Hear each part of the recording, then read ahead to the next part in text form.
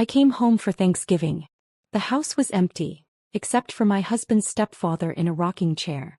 A note said, "Gone on a cruise with my ex. You'll stay home and take care of stepdad, he needs you." The stepfather opened one eye and said, "Shall we begin?" I nodded. 4 days later, my husband was begging. The note trembled in my fingers as the blood drained from my face. Gone on a Caribbean cruise with Hannah. Mom decided to come too since she needed a break. You'll stay home and take care of Victor, he needs you. Back Monday. Brady. I read it twice, certain there must be some mistake. The paper fluttered to the kitchen counter as my hand went numb. He's not coming back until Monday, is he? The raspy voice behind me made me jump. I turned to see Victor watching me from the doorway, leaning heavily on his cane but with eyes far too alert for the decrepit old man Brady had described. "No," I managed, my voice barely audible. "No one is. They've all gone on a cruise." Victor nodded slowly as if he'd expected this exact scenario. "Left you with the dirty work, didn't they?" Classic Brady move. I had arrived at the Mitchell family home just 30 minutes earlier, my car packed with gifts and ingredients for Thanksgiving dinner. The silent house should have been my first clue. No delicious aromas of roasting turkey, no football game blaring from the living room television, no cheerful greetings. Instead, I found only an unheated house and Brady's stepfather sitting alone in a rocking chair, looking at me with those uncomfortably perceptive blue eyes. "I don't understand," I said, sinking into a kitchen chair. "We've been planning this Thanksgiving dinner for months. His mother was supposed to host. Everyone was coming." I pulled out my phone and tried Brady's number again. Straight to voicemail, just like the previous 3 attempts. Victor shuffled to the refrigerator and pulled out a pitcher of water. "Been like this all week. Quiet as a tomb. They left Tuesday morning." He poured himself a glass with slightly shaking hands. "Didn't even stock the fridge properly. Hope you brought groceries." I hadn't. I'd brought cranberries, sweet potatoes, and my special apple pie ingredients. Contributions to what was supposed to be a family feast, not provisions for an abandoned holiday. My phone pinged with a notification. With a surge of hope thinking it might be Brady, I quickly checked it. Instead, it was an Instagram alert. Brady's sister had tagged him in a photo. With trembling fingers, I opened the app. The image knocked the wind from me. Brady standing on a cruise ship deck, his arm around a young blonde woman I recognized as Hannah, his work colleague he'd mentioned increasingly often these past months. They were holding champagne flutes, toasting the camera. The caption read, #New Beginnings Caribbean Getaway with at Brady Mitchell and Family. Family. The word stung like salt in an open wound. I scrolled through more photos. There was Brady's mother Elaine, sipping a cocktail, looking anything but like someone who needed a break from caring for Victor. Another photo showed Brady and Hannah at what appeared to be a romantic dinner. The post was time-stamped 2 days ago, which meant this had been planned long before Brady told me we were expected at his mother's for Thanksgiving. "Find something interesting?" Victor asked, studying my face. I turned the phone screen toward him. "They're on a cruise with Hannah from his office. The one he said was just a colleague." My voice cracked. "They've been planning this. While I was buying gifts and taking time off work for what I thought was a family Thanksgiving." Victor nodded grimly. "Hannah's been in the picture at least 3 months. She's called here asking for Brady several times." Pretty voice, terrible laugh. I stared at him. "You knew." "I know a lot of things they don't think I notice." He tapped his temple with a gnarled finger. "Mine's still sharp, despite what Brady tells everyone." My thoughts raced to our bank account. With shaking hands, I opened our banking app. 3 days ago, $5,200 withdrawal. Almost our entire savings. Money we'd been putting aside for a down payment on a house. The house Brady had promised we'd start looking for after the holidays. "He took our savings," I whispered, showing Victor the screen. "All of it." Victor wasn't surprised. "They've been doing the same to me for years. Taking a little here, a little there. For your care, Victor, they say. Meanwhile, the heat's turned down to save money, my medications are sometimes delayed, and Elaine buys herself another designer purse." I felt sick. This wasn't just about a ruined Thanksgiving or even the betrayal of an affair. This was calculated abandonment.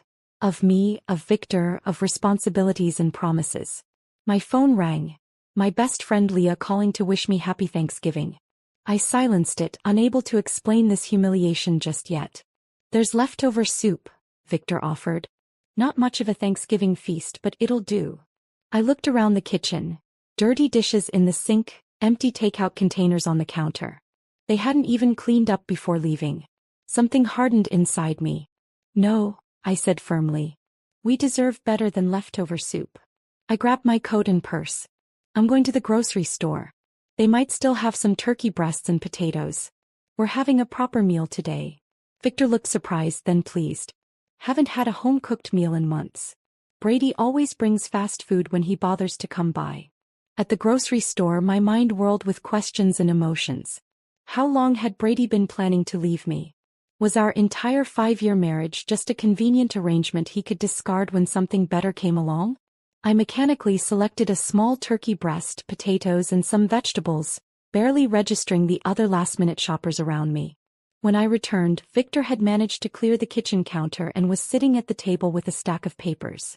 What's all this? I asked, setting down the groceries. Evidence, he replied, his blue eyes suddenly steely. Bank statements, medical records, documented neglect. I've been keeping track for months. He pushed a folder toward me. Brady and Elaine think I'm just a burden waiting to die. They don't know I've been watching them strip my accounts while providing minimum care. I glanced at the papers. Detailed notes, account statements showing suspicious transfers, copies of medical recommendations that had been ignored. Why are you showing me this? I asked, unsettled by his methodical documentation. Victor leaned forward, suddenly looking less frail. Because you've been wrong too, Jade. And because I don't have much time left. He tapped a medical report. Terminal cancer. 3 months at most. I sat down heavily across from him. I'm so sorry, Victor. He waved away my sympathy. Don't be sorry. Be smart. He looked at me with unexpected intensity. They think they've left you with a burden, but they've actually given us an opportunity. An opportunity for what? Victor's thin lips curved into a smile that transformed his face. For justice. He reached for an envelope and slid it across the table. Inside is my real will and trust documents. Not the one Brady and Elaine think exists. I didn't touch the envelope. Victor, I don't understand. He leaned back in his chair and studied me. After a moment, he simply said, "Shall we begin?" Those 3 words hung in the air between us, loaded with possibility and hidden meaning. Before I could respond, he explained his proposition. Help him document the family's neglect and betrayal, assist with his final arrangements, and he would ensure I'd be taken care of financially after he was gone. The family who abandoned us both would lose everything they thought was coming to them. I stared at him, this man I barely knew but with whom I suddenly shared a profound connection. We had both been deceived and discarded by the same people. Outside, the late afternoon shadows lengthened across an empty driveway where a family should have gathered. Inside, an unexpected alliance was forming. Yes, I said finally, surprising myself with the firmness in my voice. Let's begin. After our agreement, Victor sank back in his chair, exhaustion evident in the slump of his shoulders. The excitement of our newfound alliance had temporarily energized him, but now the fatigue returned to his face. You should rest, I said, noticing the pallor beneath his weathered skin. I'll finish making our dinner. Victor shook his head. First, there's something you need to see. He pushed himself up with effort. My medical records. You need to understand what we're working with, and how little time we have. He led me to a small bedroom that had clearly once been an office but was converted into a makeshift sleeping space. A hospital bed occupied one corner, though Victor hadn't been using it. Instead, a regular twin bed against the opposite wall showed signs of use. Can't stand that contraption, he explained, gesturing at the hospital bed. Makes me feel like I'm already in hospice. From a locked drawer in the desk, Victor withdrew a thick folder labeled simply, medical. He handed it to me without ceremony. Pancreatic cancer, he said flatly as I opened it. Stage 4. Diagnosed 3 months ago. I scanned the documents, my stomach tightening at the clinical descriptions and grim prognosis. Various oncologists' notes, treatment recommendations, and scan results told the unmistakable story of a terminal illness. 2 months, Victor added. Maybe less now. The last scan showed rapid progression. I looked up sharply. Brady knows this? Oh yes. They all do. His mother was at the appointment when we got the diagnosis. 2 days later she started talking about how she needed a break from caretaking. His laugh held no humor. 66 years old and claiming exhaustion while I'm dying at 78. The cruelty of it struck me like a physical blow. They abandoned you knowing you only had months left? Weeks more likely. Victor eased himself onto the edge of the bed. But that's not even the worst of it. Look at the medication list. I flipped to the prescription sheets. Multiple medications were listed. Pain management, anti-nausea drugs, enzymes to help with digestion. Check the bathroom cabinet, Victor directed. Compare what's there with what should be there. In the adjoining bathroom I found a disorganized collection of pill bottles. As I examined them, comparing with the documentation, disturbing discrepancies emerged. The powerful pain medication had been refilled twice according to the pharmacy labels, but the bottle was nearly full. The expensive enzyme supplements were only half full when they should have been almost untouched based on the refill date. They've been diluting them, Victor confirmed when I returned with the evidence. 1 pill instead of 2.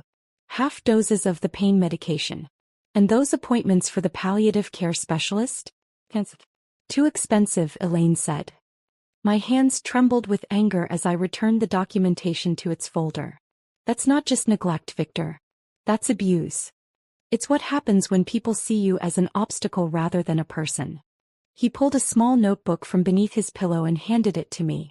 I've been keeping track. Times when medications were missed or reduced. Appointments canceled. Money that disappeared from my checking account for home care supplies that never materialized. The meticulous documentation stunned me. Pages of dates, times, specific incidents. Despite his illness, Victor's mind remained razor-sharp. Let me fix you something to eat, I said, needing a moment to process everything. You must be hungry. In the kitchen I found pitiful supplies. A few cans of soup, some stale bread, milk on the verge of spoiling. From my grocery run, I managed to put together a decent meal of roasted turkey breast, mashed potatoes and green beans. Not the Thanksgiving feast I'd planned, but far better than leftover soup. As we ate at the small kitchen table, Victor studied me. Tell me about your marriage, he said finally. When did you first notice Brady wasn't who you thought he was? The directness of the question caught me off guard. I poked at my food, considering how to answer. It was gradual, I admitted. When we first met, Brady was attentive, supportive of my graphic design work. I was building my client base, had my own small studio apartment, good friends. I paused, realizing how much had changed. After we married, he suggested I work from home to save on studio rent. Made sense financially, but then my equipment kept having issues. Computer problems, software glitches. Victor nodded knowingly. Isolation tactic. Exactly. Then came suggestions about which clients weren't worth my time, concerns about me being out late with friends. He'd check my phone, claiming he was just looking for a number. The patterns were so clear in hindsight. When my father died last year and left me $30,000, Brady insisted we put it in our joint account for our future. That money was supposed to be for our house down payment. The money he just spent on a cruise with another woman, Victor added quietly. I set down my fork, appetite gone. 6 years of my life. And now I find out he's been planning to leave me while spending our savings on his co-worker. People like Brady and Elaine see relationships as transactions, Victor said. I learned that too late with her. I was already successful when we met, widowed with a comfortable portfolio from my banking career. She was charming, beautiful, and Brady was just a teenager who seemed to need a father figure. He sighed heavily. After we married, things changed. Expenses increased, justified as living the life we deserve. When I tried to maintain some financial boundaries, I became the villain. Stingy, controlling, not really committed to the family. That sounds familiar, I murmured. After dinner, Victor led me to his study. A small room Brady's mother had converted to a meditation space, but that still held Victor's desk. Help me with the painting, he requested, pointing to a mediocre landscape on the wall. Behind it was not as safe as I expected, but a loose panel in the wall. Victor removed it and pulled out a weatherproof document case. My real assets, he explained, spreading the contents across the desk. Investments Elaine knows nothing about. Property in Vermont. Accounts in the Cayman Islands from my banking days. I stared at the documents in shock. The amounts were substantial. Well over $3 million in assets entirely separate from what the family could access. Brady and his mother have been siphoning from my known accounts for years, Victor explained. But this they can't touch. I made sure of it. He pointed to a property deed. This house. It's not in my name or Elaine's. It's owned by one of my holding companies. They think they're inheriting it. They're not. Does Brady know any of this? I asked, stunned by the extent of Victor's hidden wealth. Not a cent. Even my attorney doesn't know the full picture. Only my financial advisor in Boston, and he's been sworn to secrecy. Victor's eyes held a fierce determination I hadn't seen before. I always knew Brady's true character. He's just like his mother, charming to your face while reaching for your wallet. I just never thought he would do the same to his wife. The next morning brought another development. A discreet visit from Patricia Winters, Victor's attorney. A stern woman in her 60s with impeccable silver hair and penetrating green eyes. She arrived carrying a briefcase full of legal documents. "So you're the abandoned daughter-in-law," she said, assessing me with a frank gaze. "Victor called me last night. Said you were an unexpected ally." Over coffee, Patricia laid out what Victor had been working on legally.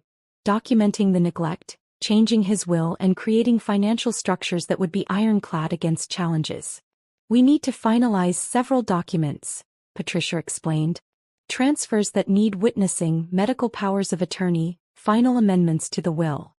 I offered to help organize the evidence Victor had collected. My graphic design background made me good with digital organization and documentation. "Perfect," Patricia nodded approvingly. "We'll need everything properly cataloged for when they inevitably contest the will." That evening, after Patricia left with the signed documents, Victor and I sat in the living room with a photo album he'd pulled from a bookshelf. "Look at this," he said, pointing to a photo of Brady as a teenager. His mother behind him, always whispering in his ear. He turned the page. "Here's Brady's father before the divorce. Notice how miserable he looks. Elaine did to him what Brady's doing to you." Page after page revealed patterns I recognized from my own marriage. Subtle control, financial manipulation, the caring facade that dropped when money was involved. "It's like seeing my own life from the outside," I whispered. Victor nodded, understanding in his tired eyes. "That's why we need to stop them now. Before they do this to someone else." In that moment, our alliance solidified into something deeper than convenience or mutual benefit. We were two people who had been betrayed by the same family, now united in seeking justice. "We're not just getting revenge," Victor said, closing the album gently. "We're making things right." I reached over and squeezed his thin hand. "Yes. For both of us." The next morning I woke with renewed purpose. Victor and I had stayed up late strategizing, and now it was time to put our plan into action. After checking on Victor, who was having a relatively good day despite his condition, I made a quick breakfast and laid out our priorities. "First," I said, pouring him a cup of tea, "we need to establish the narrative of your rapid decline." Victor nodded. Patricia mentioned her brother owns a medical supply company. He might be willing to help discreetly. One phone call later and Patricia's brother James was on board. By noon he arrived in an unmarked van with everything we needed. An oxygen tank, non-functioning but visually convincing, for stands, monitors with detachable leads, and even a collection of empty medication vials with realistic-looking labels. "Medical theater," James called it with a wink as he helped us transform Victor's bedroom into what looked like an intensive home care setup. "Used to stage medical dramas sometimes. Never thought I'd be using my props for real-life drama." With Victor's direction, I arranged the equipment for maximum visual impact. The oxygen tank prominently displayed, for stand positioned by the bed, various monitoring devices arranged on the bedside table. I made the bed with hospital-grade sheets Patricia had also provided, completing the illusion of serious medical intervention. "Now for the photographic evidence," I said, taking out my phone. Victor settled into bed, coaching me on how to make him appear worse than he was. "Shadows," he instructed. "Lighting from above will deepen the hollows of my face." He removed his glasses, making his eyes appear sunken, and mussed his thin hair. With minimal theatrical makeup skills from my college days, I accentuated the pallor already present in his complexion.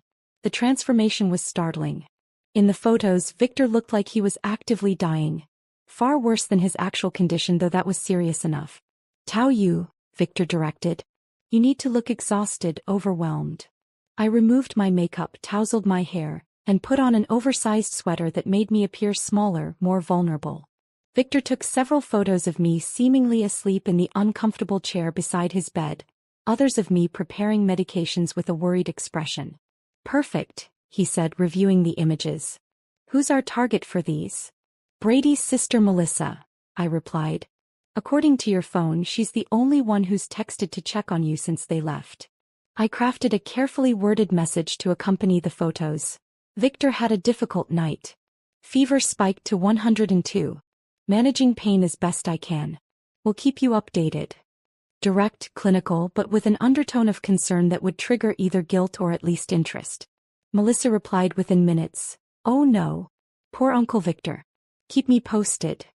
Hook set, Victor murmured when I showed him the response. Next came my most difficult performance yet. I called Brady's phone, knowing he wouldn't answer but that his voicemail would record my message. Victor activated the recording app on his phone to preserve my side of the conversation. Brady, it's me again, I said, injecting controlled panic into my voice. Victor's condition is deteriorating faster than expected. The hospice nurse is concerned about his breathing. Please call me back as soon as you can. I paused, then added with just the right tremor, I really need your support right now. I made similar calls every few hours, each message increasingly urgent, each carefully recorded. Between calls, I created a detailed medical log with fictional but realistic episodes. Temperature spikes, pain breakthrough, respiratory difficulties. I backdated some entries to create a consistent narrative of decline beginning before they even left on their cruise. You should have been an actress, Victor commented as I showed him the log.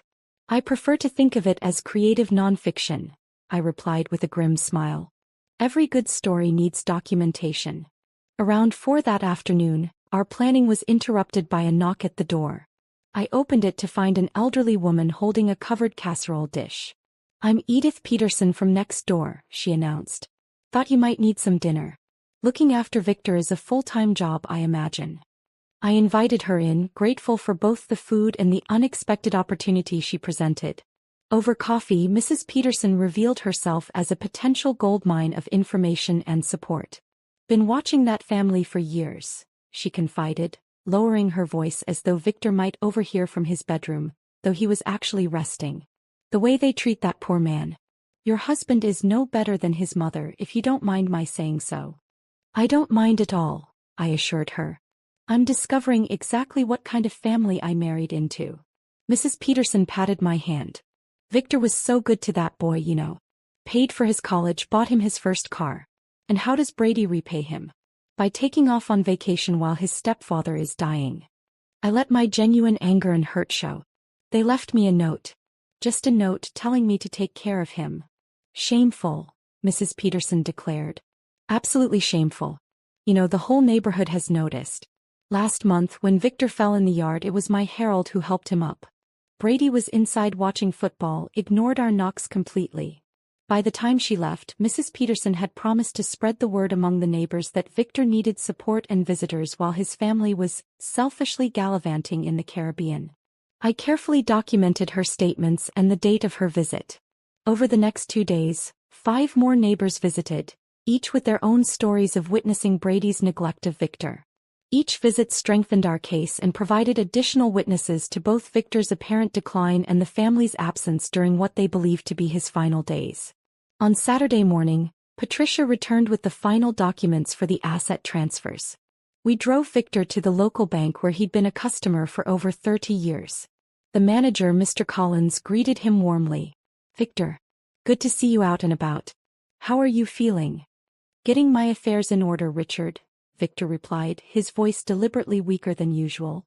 Memory still sharp, even if the body's failing. In the privacy of the manager's office, Victor officially transferred control of his hidden assets to a series of trusts that would benefit me and several elder care charities. Mr. Collins watched with sympathy as Victor's shaking hand signed each document. Your stepson was in last week, the manager mentioned casually as we completed the paperwork. asking about your accounts. I reminded him that without proper authorization. Victor smiled thinly. Always planning ahead, that boy. I remember when he came in to cash that check for his graduation gift, Mr. Collins continued. Didn't even thank you. Just complained it wasn't enough for the car he wanted. Another piece of evidence, another witness to Brady's character. That evening, as we were reviewing our progress, Victor's phone rang with a video call from Melissa. We quickly put our plan into action, arranging Victor in bed surrounded by medical equipment, an oxygen cannula in his nostrils. I mussed my hair and pinched my cheeks to bring a stressed flush to my face. When I answered the call, the camera showed me first, looking exhausted. "Oh, Jade," Melissa gasped. "You look terrible. Is everything okay?" "Managing," I said simply, turning the phone toward Victor, who gave an Oscar-worthy performance of semi-consciousness, his breathing deliberately labored. "Uncle Victor?" Melissa called. "It's Melissa.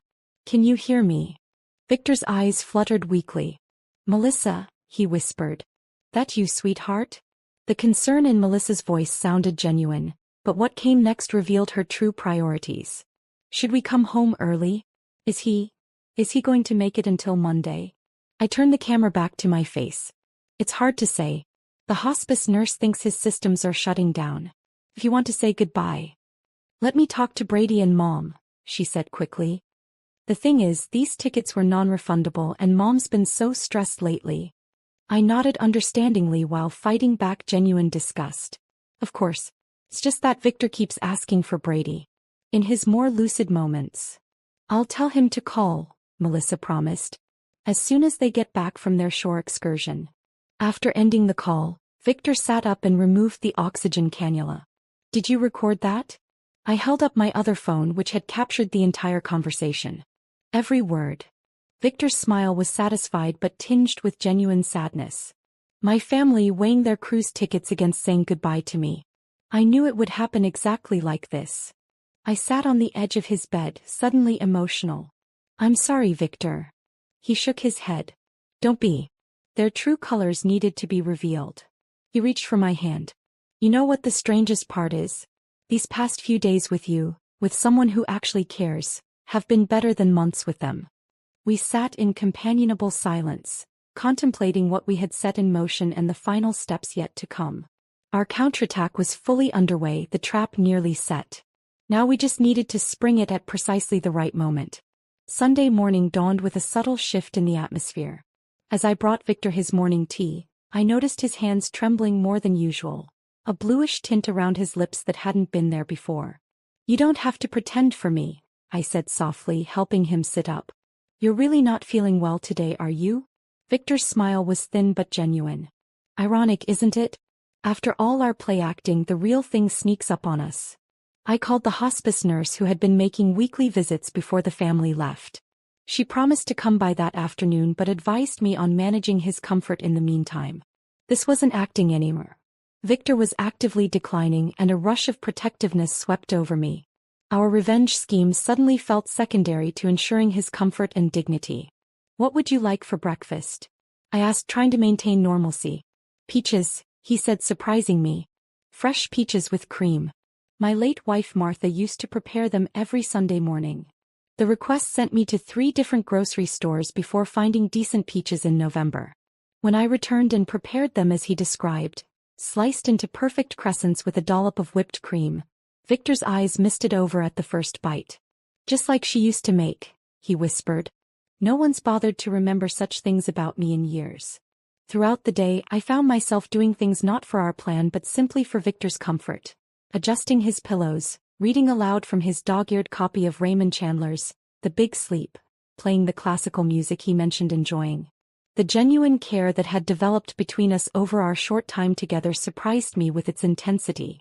"You know," Victor said during a lucid moment that afternoon, "I haven't been treated with such kindness since Martha died 12 years ago. Strange how a stranger has shown me more compassion than my own family." The hospice nurse, Diane, arrived around 3. After examining Victor, she took me aside in the hallway. "His organs are shutting down," she said gently. "It's happening faster than we anticipated. I'd say he has hours, maybe a day at most." Though I'd known this was coming, the news hit me harder than expected. Should I call the family? I asked, suddenly uncertain about our elaborate plan. Dan shook her head. At this point it should be about his comfort, not theirs. If they've chosen not to be here. She left the rest unsaid. After she left, I sat beside Victor, who had overheard everything despite our hushed voices. Don't call them, he said firmly. They made their choice.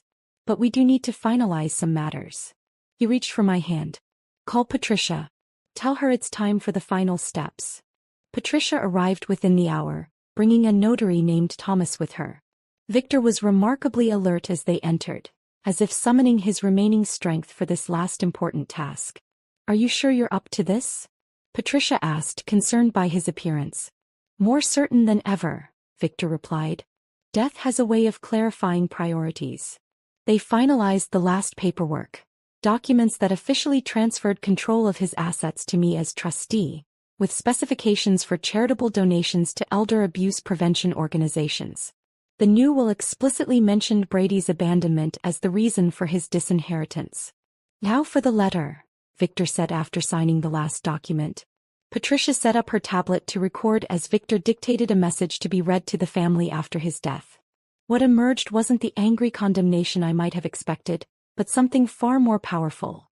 Our expression of profound disappointment and the deep pain of being treated as a burden rather than a father.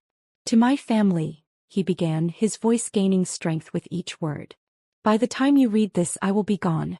Not that my presence or absence seemed to matter much to you in recent years. He detailed specific instances of neglect without accusation, simply stating facts. Holidays spent alone while they vacationed, medical appointments cancelled for convenience, overheard comments about waiting for the old man to die. I don't write this from anger, he continued, but from a place of clarity that comes when one faces the end. The greatest pain in life is not illness or even death, but the realization that those you loved saw you only as an obligation, a task to be managed, an inconvenience to be tolerated. By the time he finished, even Thomas the notary, a professional who must have witnessed countless wills and final messages, was discreetly wiping his eyes. Patricia, despite her usual stoic demeanor, reached for Victor's hand. We'll make sure they hear every word, she promised. After they left, Victor asked for his old video camera. They might question my mental capacity, he explained.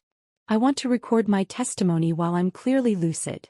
I set up the camera, and Victor delivered a 20-minute statement directly to the lens. He was remarkably composed, methodically describing years of gradual neglect and his decision to leave his estate to me. Jade showed me more dignity in 4 days than my family did in 4 years, he stated clearly. She is the only one who earned the right to benefit from what I spent a lifetime building. He described specific incidents, Brady's dismissive comments at doctor's appointments, meals left just out of reach, medications forgotten during weekend trips. The recording was devastating in its calm delivery and damning details. By evening, Victor's energy was fading. I helped him to the living room at his request, settling him in his favorite chair by the window. There's a bottle of port in my study, he said. Behind the economics textbooks. Martha and I were saving it for our 50th anniversary. I found the dusty bottle where he described and poured a small amount into 2 crystal glasses I discovered in a neglected cabinet. To justice, Victor said, raising his glass with effort. To dignity, I added. We sat together as darkness fell, Victor occasionally dozing while I read to him from his favorite book. He spoke intermittently about Martha, about his early career, about trips they had planned but never taken. Not once did he mention Brady or his mother. Around midnight I noticed his breathing had changed. I set my book aside and simply held his hand. There was no drama, no last-minute revelations or deathbed confessions. Victor simply slipped away, his hand growing cool in mine as his breathing gradually stopped. For a long moment I sat motionless, tears streaming down my face. The man I'd known for only 4 days had somehow become important to me beyond our mutual desire for justice. In caring for him I'd found a strength and clarity I didn't know I possessed. At dawn I called Diane, the hospice nurse, who arrived promptly to confirm what I already knew. She seemed surprised by how peaceful Victor appeared. Many terminal patients show signs of distress, she commented. He looks like he simply fell asleep.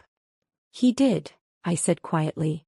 Reading Raymond Chandler and drinking 50-year-old port. After Diane made the official pronouncement, I called the funeral home Patricia had recommended. 2 somber men arrived within the hour to collect Victor's body. One of them knew Victor from community functions and expressed genuine condolences. He was a good man, he said. Always generous with the fundraisers. Once they left, the house felt suddenly empty. I allowed myself a few moments of genuine grief before focusing on the next phase of our plan. Brady and his family would be returning the following day, expecting to find a dying man they could comfort in his final hours, thereby easing any guilt about their abandonment. Instead, they would find me, and the consequences of their actions.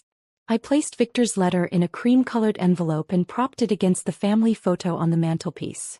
A photo I now noticed showed Brady and his mother smiling broadly while Victor stood slightly apart. In the dining room, I arranged the extensive documentation of neglect in clearly labeled folders. Cancelled medical appointments, financial exploitation, recorded evidence of neglect. Victor's video testimony was queued up on the television, ready to play at the press of a button.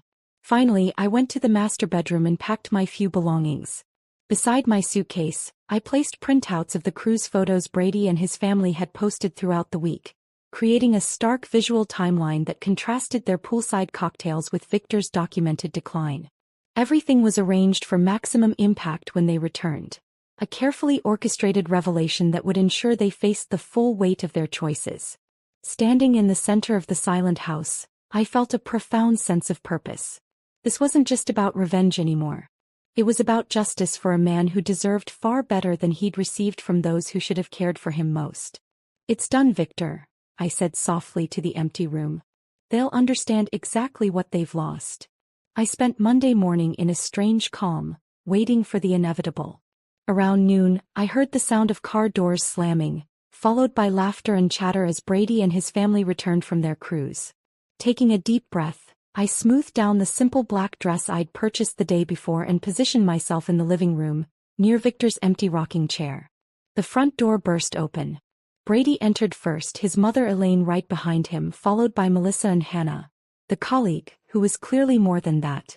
They were all sunburned and smiling, arms laden with duty-free shopping bags and tacky souvenirs. "Honey, we're home," Brady called out, his voice cheerful until he saw me standing there, my expression solemn. His smile faltered. "What's with the funeral get-up?" Elaine pushed past him, dropping her designer handbag on the console table. "Where's Dad? Is he napping?" Her tone was casual, as if inquiring about a pet rather than her dying husband. "Victor passed away Saturday night," I said quietly. The shopping bags in Brady's hands dropped to the floor. Hannah, uncertain what to do, took a step back toward the door. "What do you mean, passed away?" Elaine demanded, as if I'd made a mistake in vocabulary. "He died peacefully in his sleep around midnight," I continued, maintaining my composure. "The funeral service was yesterday afternoon. Many of your neighbors attended, along with Victor's friends from his banking days. Quite a lovely turnout, actually." Brady's face cycled through shock, disbelief, and then, most tellingly, calculation. "You held the funeral without us?" "Without his family." "His family was invited," I replied. "I left multiple messages about his declining condition. You chose not to respond." Melissa stepped forward, her face pale beneath her tan. "I told you about that call, Brady. I said Uncle Victor looked really bad." Brady waved her off impatiently. This is unbelievable. We need to sit down." "Yes," I agreed. "We do." I gestured to the living room where Victor's letter waited on the coffee table. They filed in silently, nobody wanting to sit in Victor's rocking chair, which stood empty like an accusation. "There are some things you need to know," I said, picking up the cream-colored envelope. "Victor left this letter to be read to you upon your return." "Did he change his will?" Elaine interjected bluntly. "Is that what this is about?" I met her eyes directly. "Perhaps you should hear his words first." I unfolded the letter and began reading Victor's message. His disappointment flowed through my voice. The holidays spent alone, the doctor's appointments cancelled for convenience, the overheard comments about waiting for the old man to die. As I read, I watched their reactions. Elaine's face hardened defensively. Brady fidgeted, avoiding eye contact with anyone. Melissa looked increasingly uncomfortable. "The greatest pain in life," I read, is not illness or even death, but the realization that those you loved saw you only as an obligation, a task to be managed, an inconvenience to be tolerated. When I finished, a heavy silence filled the room. Hannah, clearly wishing to be anywhere else, stared at her feet. Finally, Brady cleared his throat. Look, Dad was confused at the end. His medication. Victor was perfectly lucid, I interrupted. In fact, he made a video statement you might want to see. This is ridiculous, Elaine declared. Some end-of-life ramblings from a sick old man don't change the legal realities. Brady is his next of kin and... Actually, I said, standing up, there's more you should see. I led them to the dining room where I'd arranged the evidence files. Brady's eyes widened as he took in the meticulous documentation laid out in chronological order. What is all this? He demanded. Evidence, I replied simply. Of financial exploitation, medical neglect, and abandonment. I opened the first folder, revealing bank statements with highlighted transfers. Victor kept detailed records of every dollar taken from his accounts for supposed care expenses that were never provided. Elaine snatched up one of the statements. He gave us that money. We were caring for him. By leaving him alone for Thanksgiving with inadequate medication, no food in the refrigerator, and the heat turned down to 62 degrees? I asked, opening another folder containing the timeline of their departure preparations. There are statements from 6 different neighbors who witnessed his neglect. And then there's this. I pressed play on the tablet and Victor's video testimony began. His calm, articulate description of years of mistreatment silenced even Elaine's protests. Brady's face grew increasingly pale as Victor described specific incidents. Medications diluted, appointments cancelled, disparaging comments made when they thought he couldn't hear. This is all a setup, Brady finally sputtered, jabbing a finger toward me. She manipulated a dying man. The doorbell rang before I could respond. Perfect timing. Patricia stood on the doorstep, Notary Thomas beside her. Am I interrupting? She asked with professional coolness. Not at all, I replied. The family has just returned and was reviewing Victor's final message. Excellent. Then I can proceed with the official notification. Patricia placed her briefcase on the dining table and removed several documents. As executor of Victor Harmon's estate, I'm here to inform you of the provisions of his final will and testament. Brady straightened, composing himself. A smug smile began to form on his lips. Fine. Let's get to the point. Patricia adjusted her glasses. The will is quite straightforward. Victor Harmon has left the entirety of his estate to Jade Mitchell, with provisions for substantial donations to several elder abuse prevention organizations. The stunned silence that followed was broken by Elaine's shrill voice. That's impossible. We're his family. The will explicitly cites abandonment and neglect as reasons for disinheritance, Patricia continued calmly. It has been properly witnessed, notarized, and filed with the court.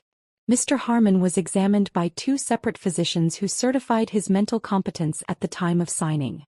Brady's smugness evaporated. This is fraud. We'll contest it. You're welcome to try, Patricia replied, unfazed. However, given the extensive documentation of neglect, the video testimony and witness statements, I would advise against it. You'd only be spending money you don't have. What do you mean, money we don't have? Elaine demanded. Patricia exchanged a glance with me before continuing. The properties you currently occupy, including your primary residence, belong to the Harmon Family Trust, which is now under Jade's control as trustee. Furthermore, the investment accounts you've been drawing from have been frozen pending audit for potential financial abuse. Brady's face drained of all color. That's not possible. The house is mine. Dad promised. Victor promised nothing, I interjected. You assumed. There's a difference. The implications were sinking in. Brady had spent their savings on the cruise, counting on his inheritance to cover their mounting debts. The house they lived in wasn't his to sell or borrow against. What about our college funds?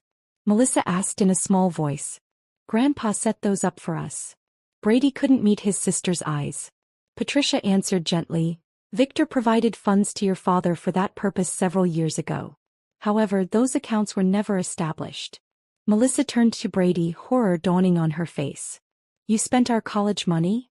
The family erupted into accusations and denials. Hannah quietly slipped out the front door, escaping the implosion. I let the chaos continue for a few minutes before stepping away to retrieve my suitcase from the bedroom. When I returned, Brady followed me into the hallway, his demeanor completely transformed. "Jade, please," he begged, his voice breaking. "We can work this out. I made a mistake with Hannah. It didn't mean anything.